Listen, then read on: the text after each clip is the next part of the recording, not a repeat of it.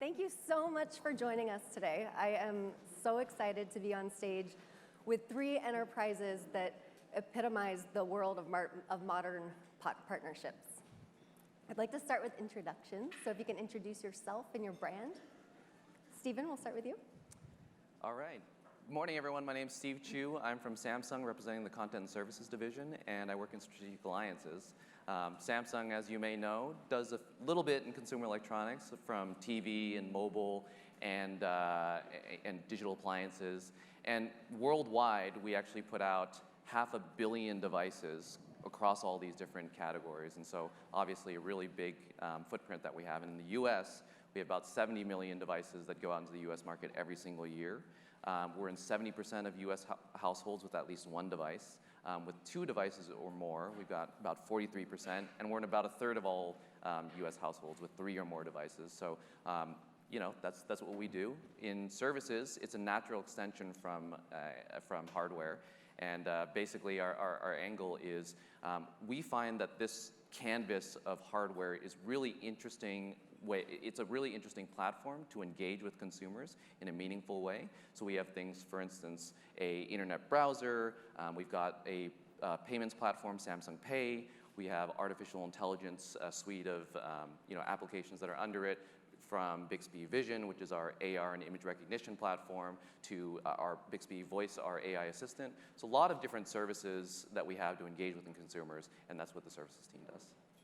Thanks, Stephen. Christina? I'm Christina Arango. I'm the Director of Strategic Partnerships for fuboTV. For those of you not familiar with FUBU, we're a live streaming cable replacement service for the entire home. I joined FUBU in 2016. We were about 20-something employees at the time, and my first office was in a utility closet. And we've gone a long way from there to our 2 floors in Midtown. And I started my career here in the city as a design student at Posehn School of Design. And I'm sure, as a lot of art students you know, my first job out of college was at a private equity firm. So definitely, I haven't had a straight or predictable career path. I learned a lot in private equity, deal making, due diligence, and establishing relationships, which has been very helpful at my current role. But I soon realized that I didn't want to pursue a career in finance, so I left to get my MBA. I'm an avid soccer fan, love technology, and wanted to work for a startup, so FUBU was a no-brainer to me. I believed in the team from very early on, and we've evolved so much from those early days, and it's been a great ride so far. Awesome. Keith? Hello, everyone. I'm Keith Posehn. I run performance partnerships at Uber, which is, it's a little company, you might have heard of. But the interesting thing, too, is performance partnerships is encompasses a lot of different things, from helping inform of income opportunities for drivers to Uber Eats to other things on an interesting mix of channels, including like call centers and email affiliates, job boards, other places like that, where we can go ahead and reach people in a very different context, and where it tends to be a partnership with the ad platform or the vendor that we're working with. It's not transactional in the nature of, say, Google or Facebook, where you back your truck up with all your data and you bid on their platform and it is what it is. It's a much more long-term, to us, invested partnership in companies like Impact, other affiliates, to go ahead and develop a real good relationship where we can both see a return out of it. So it's a different approach to advertising for us. And I was brought on to, they said, hey, there's this affiliate marketing thing. Can you help us? I'm like, yeah, we can have some fun with this. And it turned into a bit of a monster, and then they continued to add scope because we had never really had quite this partner-forward approach at Uber. And so it really helped change how we operated a bit in terms of marketing and what we see as value. And we'd taken a very industry-forward approach. A rising tide lifts all boats. I have a really big boat, so I need a really big tide.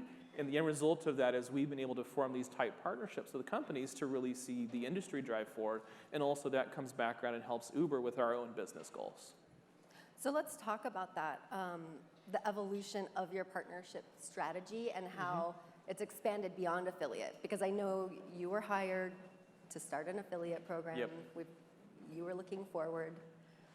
Yeah, and it comes back to the part about rising tide. It's when you look at affiliate marketing, often we have a very transactional approach to it. Hey, let's have a program, let's add affiliates to it, get people in there, and growth comes from that. You need more partnerships to see growth. So for an example, you partner with Penny Hoarder, great content site, but there's a point at which you're going to get your maximum result out of them. They only grow by adding more content, increasing traffic. You only grow with them to a point, and then you're kind of capped. In order to continue growth in a partner program, it requires adding more partners. So when they brought me on, the program actually had already been started, but it was this little nascent thing, like, what do we do? Well, there was so much pent-up demand to work with Uber, we had to go say, well, how do we let them work with us? How do we create a framework by which companies can engage with us to be a partner? That was what led to our first really explosive round of growth, was just saying, here's how you can work with us. And that's how it evolved it evolved from a straight transactional kind of low maintenance approach to a bit more high touch. How do we develop a relationship with a partner and expand that with them? And then enabling them to come to us or us to reach out to them. We ended up using media rails. I don't know if Max is around here somewhere. He's around here. We ended up using media rails because we said, how do we go get more of these? Without having more people in the program, we cannot see growth.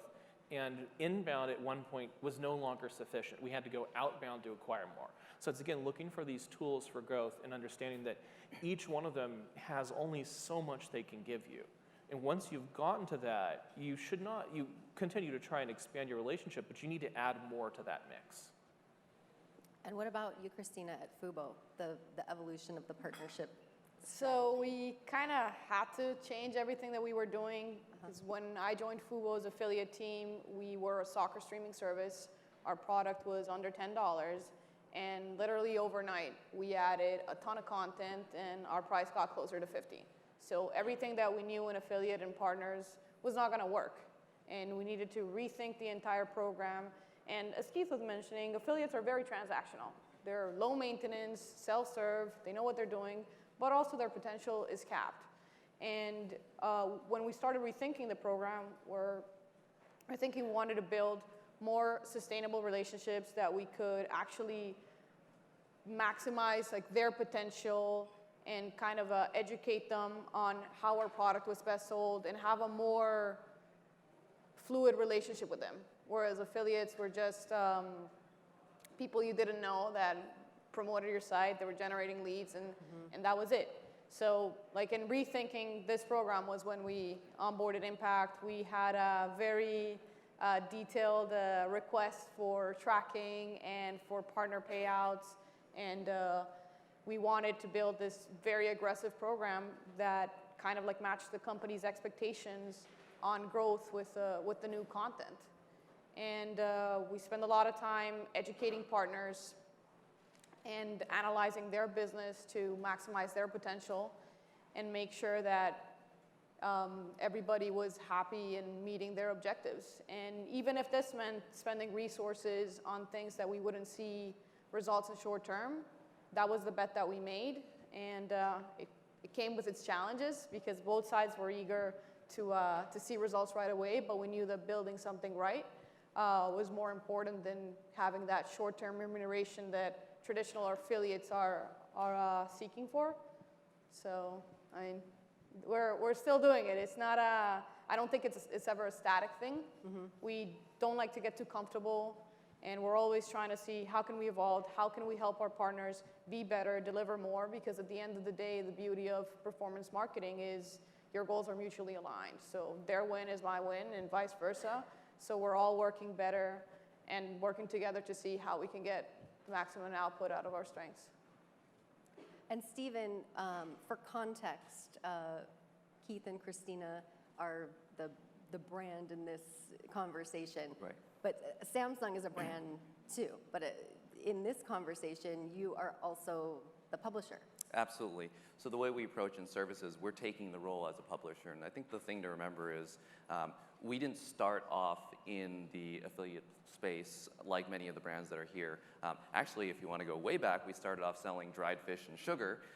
But now the bread and butter of our business is consumer electronics and semiconductors and those kind of things. So we didn't really take the path of normal affiliate advertising and then going to this more partnerships kind of approach where David talked about this morning, we've really just tried to learn about the environment and figure out how our services can plug in so that we can publish to users and give them content that's very interesting and relevant and actionable while leveraging the technology and services that we have. So to give an example, one of the things that we term internally as media promotion, that's an area where we're really excited to bring advertisers to the different services that we have. Give an example, Samsung Internet. It's an internet browser just like you use on your devices, but every time a user clicks on that search bar, that address bar, they see the advertisers and the content that's there. So if you think about in our internet browser or in health, all the times in a day that you check your, your steps or your heart rate or those kind of things,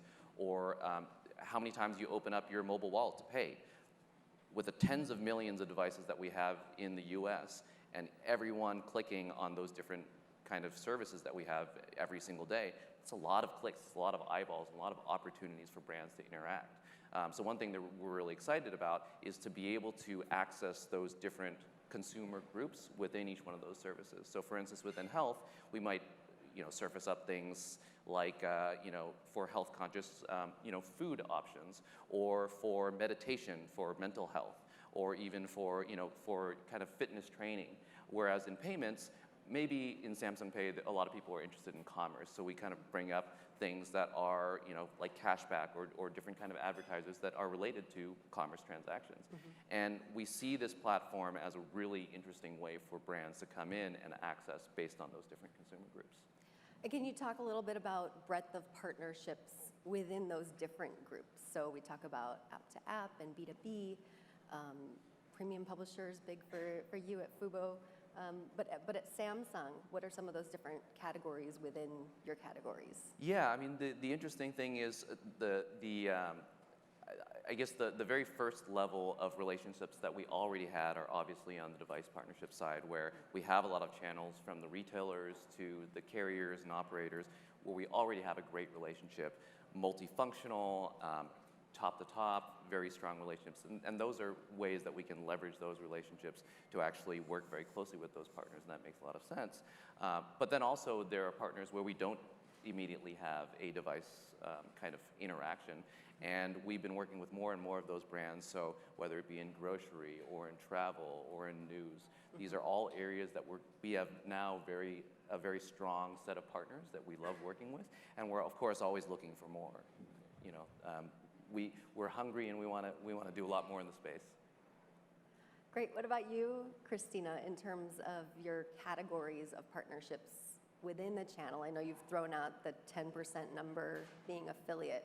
What's the other 90%? So the other 90% are essentially partners that had never worked on a performance model before FUBU. So we convert them into this model and taking advantage of all the great things that affiliate brings, the tracking, the transparency, and the mutually aligned goals, but to a next level. So we have a lot of partners that are publishers. We have partners that have apps, that have scheduling sites. We have partners that are broadband operators. We have partners that are in the sports betting industry. So we have a wide range of partners, and the way I like to think about it is, I think we have a great product.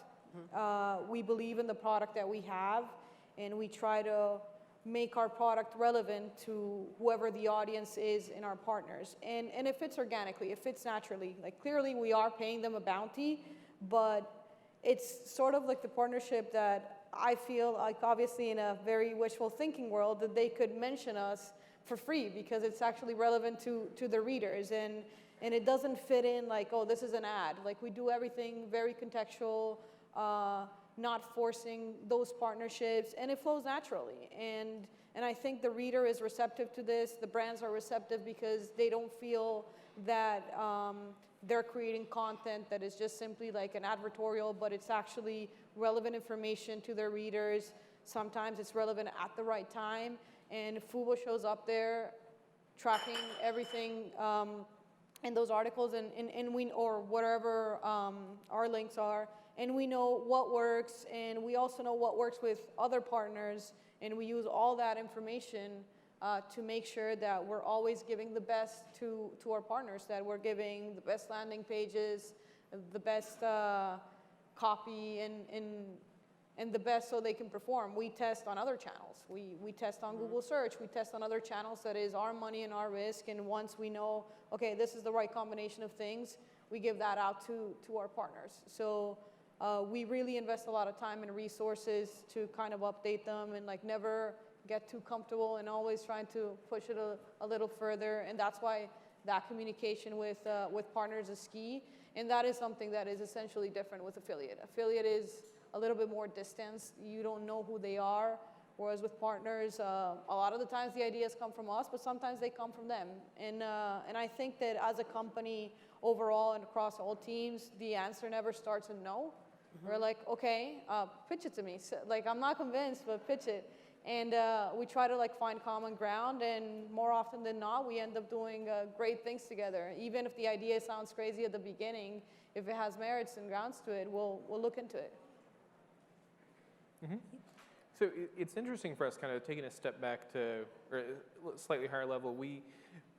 We're most interested in working with someone where they're going to access a potential audience or an existing audience in a fundamentally different context than we can get to them. So when we look at like partners, like our categories are primarily focused around how do we access and export our value proposition or be a value add in a context outside of Uber. So you want to go ahead and make money, you're browsing a site about making extra money or supplementing your income, and there happens to be a great article about how to do that with Uber.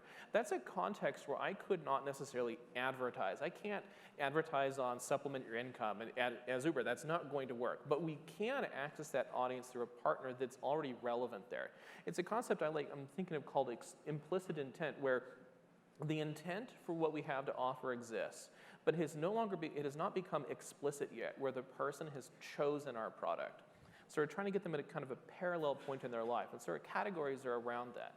In the end, a partner has to access that audience in a fundamentally different way than we can. So like when you think of traditional affiliate too, like media buyers, arbitrageurs are very, very useful as long as those partners are accessing your audience outside of your own context. So they have to be out not bidding on rideshare, because I'm bidding on rideshare for God's sake. No, don't you be going after my own search space, but they're doing something else. They're getting people in a different time or place than we could, and informing them of Uber's value proposition and bringing them to us in that context. So our categories are around that, whether that's finance, whether that's just general content sites, whether it's an app-to-app partnership with someone like Foursquare. All these different ways to be relevant at a different moment in time is how we think about it. If we go back to those early days where you were starting to, you decided to embark on partnerships and expand. We've all talked a lot about the role of education, both internally and externally, in enabling the partnerships. Do you want to talk a little bit about that with Uber, challenges you faced, and how you got started? Yeah, it's Uber. So it's interesting. I love the company. It's been a hell of a time. But at the same time, through the different changes that we've had, it's been a continuing push upwards to communicate the value proposition and how we go about it. And so when you have a person who's a performance marketer that has never really had a leader in the partnership space on their team before, they have a set of assumptions about how it works. So we've had to go alter those assumptions, really kind of challenge how people think about it. And it has been a continuing education effort. I think that that's one of the challenges for a lot of us in this space is we have so much value we can bring, and we have to keep educating through each leadership change, through each additional layer of management. Every time we go through a strategy, that education effort is a continuing one because it hasn't yet sunk in, because there's a lot of assumptions about how these channels, or about how this space works. And so I'm trying to have a company that will challenge assumptions, first to try and get that in your culture as one, so that people will start to reevaluate the way that they've thought of these partnerships. Then the next step is just continuing to educate, help people understand the value, and eventually it's easier for them to take that and make that a part of their own planning. But it's been a continuous effort through these changes, and it is working, which is wonderful. But it's always a push. You really can't ever stop, because it's easy for people to understand the value of search. They can go ahead and articulate that quickly because it's very explicit in your mind. I go type in a product in Google, I understand that the ad is there, I see the value. It's a lot harder to make it clear that, hey, putting a button in Foursquare is a great value proposition, or having content articles written that we pay for as opposed to just get natural earned media is also a great proposition. These still require education. And Christina, you have an interesting story, being that FUBO startup competing with the giants. So I'm definitely the underdog here. FUBO is a less known company, and back in the day even more. A lot of conversations often started, we're not an illegal streaming service. We pay for programming. Some of our partners are actually investors, and it was definitely a lot of uphill battle, since the majority of the people that we were talking to wanted to sell us traditional ads, and we were selling the promise of potential revenue. So it was definitely a difficult sell, but eventually I think that we succeeded in convincing these partners that traditional media buy is a fixed, revenue for them, whereas a performance model was uncapped revenue. And it was much as a bet in the performance model itself as it wasn't a bet on our company, because we didn't have the growth to show them. We just had that promise of growth, and I think that they saw that they were very ambitious and that we actually were very serious about what we were doing and invested a lot of time in making sure that we set up a partnership to succeed. So that was the biggest struggle. It continues to be a struggle with some partners, but now obviously we have some sort of a track record to show.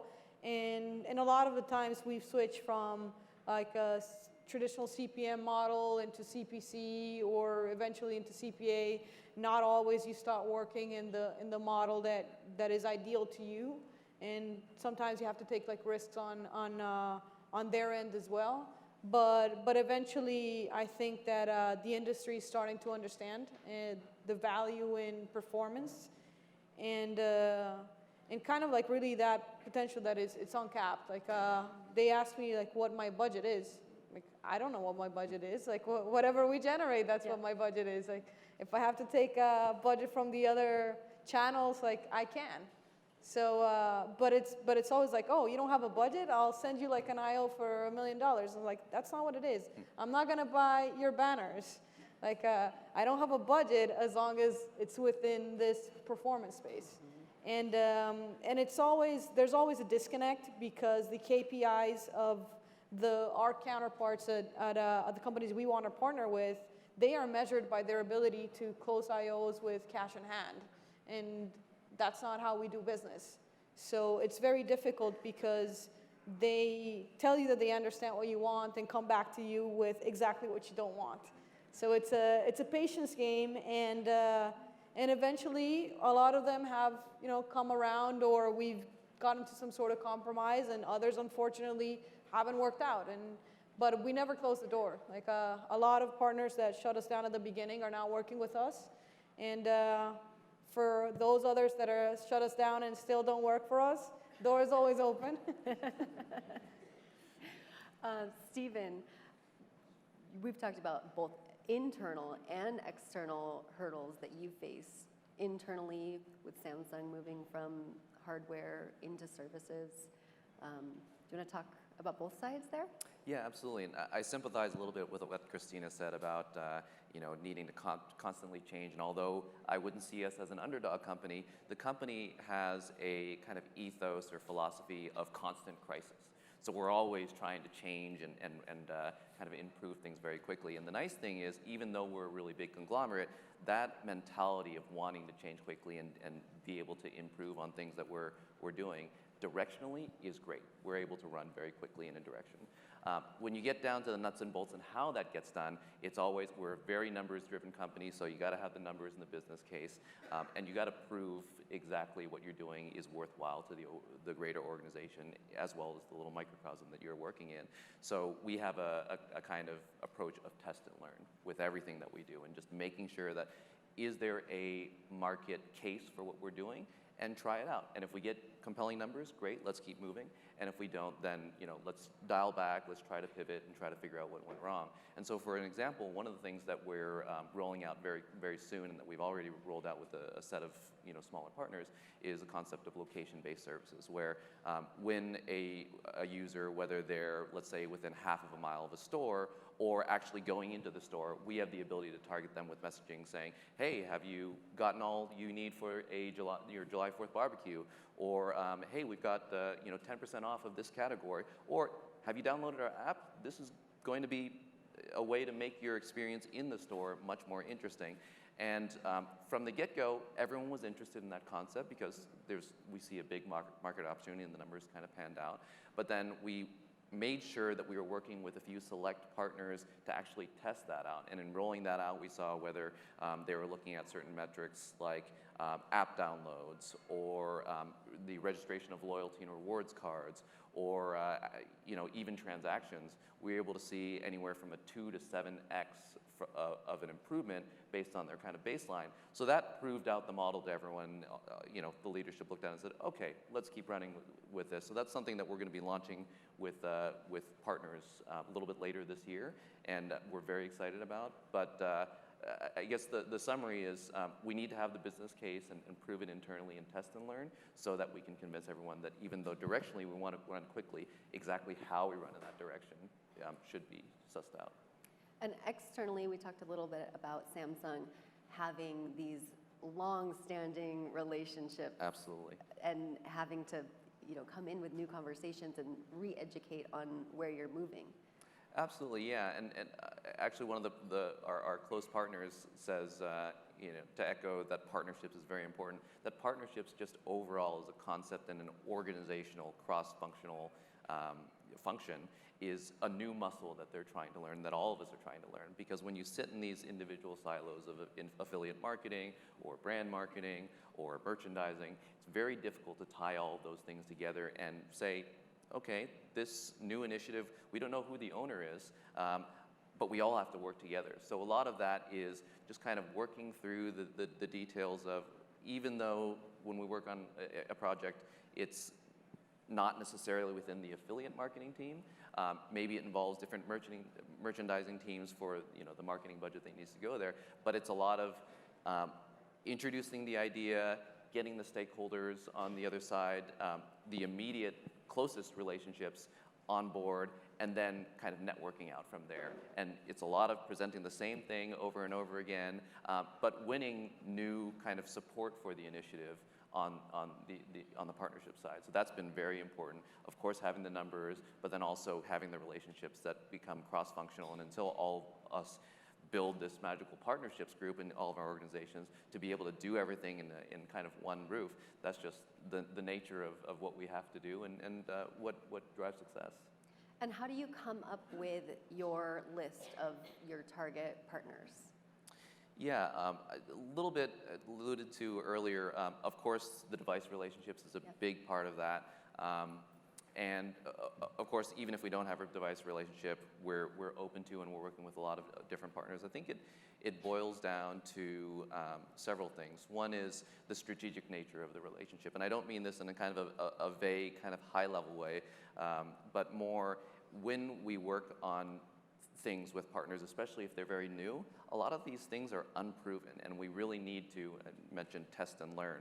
And a lot of this is, one, aligning the goals that we have, so making sure there's a win for our advertisers as well as a win for us.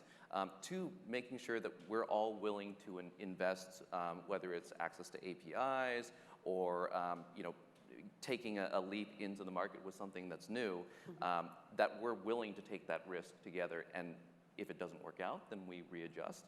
And if it does work out, great, that we run towards it. The last thing is kind of strategic, I would call it, complementaryism, like a complementary relationship where Samsung's obviously a technology company, and I've never been very well known for fashion. So, for instance, if when we launched the augmented reality makeup experience with some makeup partners, I would be the worst person to advise on how that consumer purchase journey through makeup looks like, or how we should make sure that the foundation and lipstick and eyeshadow and those kind of things render properly on our experience. And so working with partners that have that industry knowledge and knowledge of the consumer traverse journey and how all of our activities tie in and help with the conversion across each one of those steps is critically important, whether it's in fashion and makeup or travel or news and so on. And Christina, when you started at FUBU in your electrical closet, was it? And you knew you decided, okay, we're moving into partnerships. I need to bring money in. How did you find that hit list, and what were those early conversations like? So I was very lucky because when I joined FUBO, we already had a very important partner. We had Sports Illustrated. Actually, my colleague Dennis should be somewhere here. I have him to thank for that. And SI was definitely not your traditional affiliate. We were the first performance-based partnership that they had, and they gave us a tiny little soccer section where we could play around with, and eventually grew that partnership across all the different sports verticals and also across the then Time Inc. brands. And we knew it was like, this is the type of partner that we want to work with. And even on the affiliate side, our business followed the typical 80-20 rule where 80% of your growth is coming from, or output is coming from 20% of the partners. So we were like, okay, where can we find more of this 20%? Because if we're going to focus so much time and energy educating them, analyzing their business to see how to best maximize their assets to promote our product so we can both win out of the situation, we want to make sure that the potential is there. So we went after partners that had that potential for growing, even if it meant that at the beginning we had to develop a lot of time and resources in developing tech, doing API integrations, or anything that would help us automate this process better, because a lot of times if they were willing to take a risk on us, they didn't want to deploy a lot of like human resources to this bet if it was still a promise. But yeah, this hit list was basically, we went out and kind of like dreamed in the small little closet, okay, who do we want to partner with? Who would be like the dream partner? And I have to say, like, we really got a lot of them. And there's still some that have escaped, but we'll come find you. I'm still there. And we have a great team, so I'm sure that and this list evolves. Like some partners who at the beginning weren't bringing that much volume, we started thinking, like, why is that? Like, you can bring this. Like, I think we believe that you can bring this volume, and we were patient, and we worked together, and now they're doing extremely well.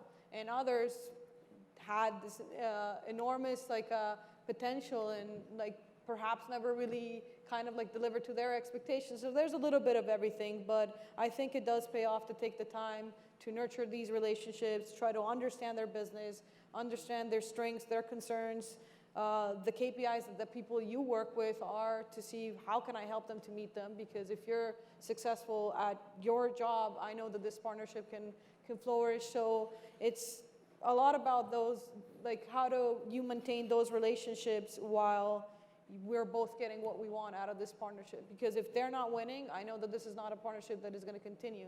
So we care a lot about their success and how can we make them look better within their organization, and perhaps expand this partnership into other verticals, like it happened with Sports Illustrated.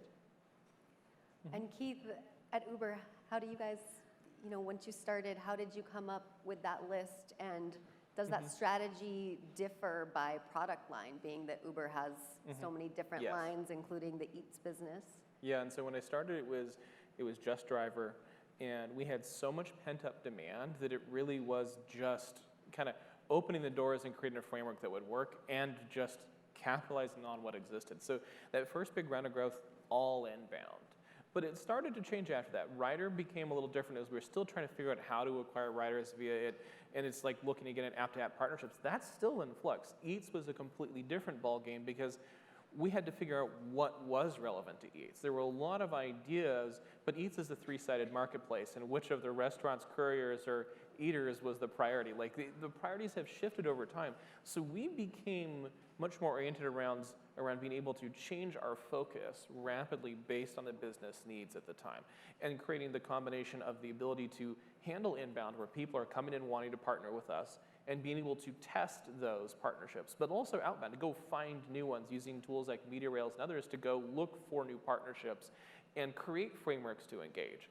And so that combination was what allowed us the growth that we've gotten, but it took a long time, especially developing a real solid way of testing to understand what's the value we're really getting out of a partnership. Because we couldn't necessarily say, let's take everybody, because that just didn't really exist as a potential for us. We simply had to figure out how do we test someone and figure out if that partnership's driving value on both sides. And what has the expansion into partnerships done for your own career trajectory? It's been 9 years of growth crammed into 3 years and 3 months. It's been unreal because the pace of it has been so quick. I've never encountered a company quite so amazing as Uber, with the ability to just constantly push everyone to keep changing, keep challenging your assumptions, keep testing new things. With all the changes we've gone through, there's just never really been a dull moment. It's required the ability to withstand unbelievable amounts of pressure, which has actually been a lot of fun. But at the same time, in that you have to thrive, you have to be willing to keep searching for that opportunity and keep searching for growth, because it's a company in 80 countries. It's just a continually crazy growth trajectory. It's required the same out of me and the team that I work with. They're the best team I've ever managed to work with, bar none. I have never encountered such an incredibly smart group of people, and I feel very fortunate to support them. And what about you, Christina? So I essentially started from zero again. I work with the affiliate team, but on the side now, I joined the business team, and I was essentially tasked with developing a new acquisition channel. So we had our SEM team, SEM and display team, we had our paid social team, we had our mobile marketing team, and we had our affiliate team.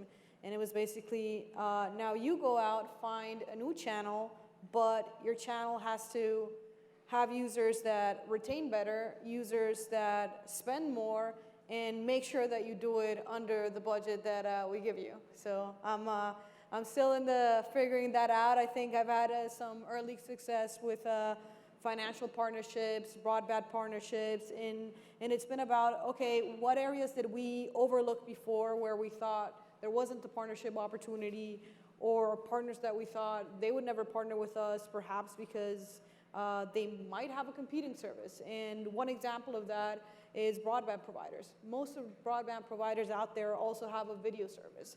So to think that they would partner with somebody like us was impossible. But it turns out that streaming makes their broadband stickier. And broadband is where their margins are.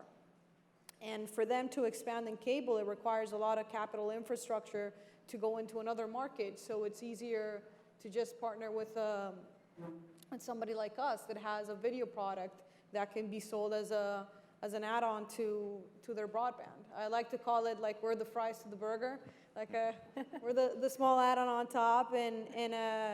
But back in the day, we didn't think that that was possible. And it's about finding these new kind of like avenues where you can build a sustainable channel from scratch. And I like to start over. Like FUBU, I also don't like to get comfortable in my job. So, and here I am, and we'll see what happens next. Continuing to evolve. Yes. And Stephen, how has it influenced your career? Yeah, maybe I'd focus less on myself personally, but over the overall organization. And I'd say a few different areas. One is it's enabled us to be better publishers to our partners, to bring more relevant stuff out to the market, to our consumers and to our advertisers. So for example, Samsung Pay started off as a mobile wallet, and we've been able to expand to now putting deals and offers there in cashback, which has been a huge growth driver for our business. And the ability to work with different partners to enable that, we wouldn't be able to do it without those partners. So making the existing service that we have expand more to something that's interesting and relevant to our consumers is something that's really helped out a lot. Another thing is maybe a little bit on an earlier stage is co-development. So, I can't share too many details because not everyone in the office is NDA'd with us, but we're working on some things in e-commerce that will be really interesting. And we've started bringing in the concept phase to different partners before it's even developed and been saying, hey, do you guys like this? What are some things you'd like to see to add on to it? How should we change this? What's the value proposition you think to your consumers? And being able to work with partners in the initial development phase has been super, super valuable for us to just make sure that we're launching things that are relevant and useful. The third thing is, an interesting thing happens when you do services well, is it actually helps the device business. So we've actually, it's kind of intuitive to say you do services well in your device business, you get more retention, more loyalty, and those kind of things. But we've actually seen that pan out in the numbers and the analysis that we've been doing. So a lot of value comes from partnerships, and something that we're very committed to, and I think it's helped out the organization a lot.